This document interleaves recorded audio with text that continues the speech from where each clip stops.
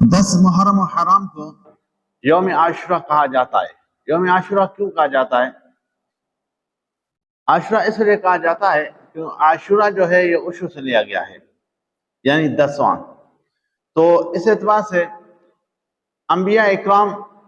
علیہ الصلوۃ والسلام پر اللہ رب العزت نے اس 10 محرم و حرام کے دن 10 انعامات کیے، اس وجہ سے ان کو یوم عاشورہ کہا جاتا ہے۔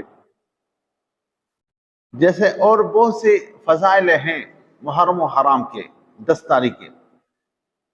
لیکن فقط یہ نہیں کہ واقعہ کربلا ہوا تو اس وجہ سے محرم و حرام کا ماہ مشہور ہوا، یہ نہیں، بلکہ بہت سے واقعات ہوئے، جیسے زمین آسمان کا بننا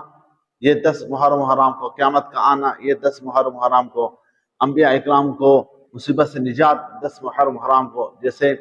آدم علیہ السلام کی توبہ قبول ہوئی 10 محرم و حرام کو، ایوب علیہ السلام جو ہے یہ صبر اور شکر کرتے رہے اور مصیبت سے آزاد ہوئے 10 محرم و حرام کو، موسیٰ علیہ السلام کو بئر کرزم میں پار ہو گئے اور فرعون غرق ہو گیا، فرعون سے نجات ملی وہ بھی 10 محرم و حرام کو، عیسیٰ علیہ السلام کو اللہ رب العزت نے یہودیوں سے نجات دیا وہ 10 محرم و حرام کو۔ اس طرح ادریس علیہ السلام رفع اعلیٰ میں اللہ تعالیٰ نے اٹھا لیا وہ بھی 10 محرم و حرام کو۔ داؤد علیہ السلام کی توبہ قبول ہوئی جس کا ذکر سورۃ صاد میں وہ بھی 10 محرم و حرام کو۔ سلیمان علیہ السلام کا ملک چھین گیا پھر اللہ تعالیٰ نے دوبارہ ان کو عطا فرمایا وہ بھی 10 محرم و حرام کو۔ اسی طرح جو ہے بہت سے واقعات ہوئے 10 محرم و حرام کو، جیسے ابراہیم علیہ السلام کو آگ سے نجات ملی وہ بھی 10 محرم و حرام کو، جب انہوں نے شاہی مندر کو توڑا، بتوں کو توڑا، پھر ان کو آگ میں ڈالا گیا وغیرہ وغیرہ۔ تو اسی طرح سے بہت سے واقعات ہوئے،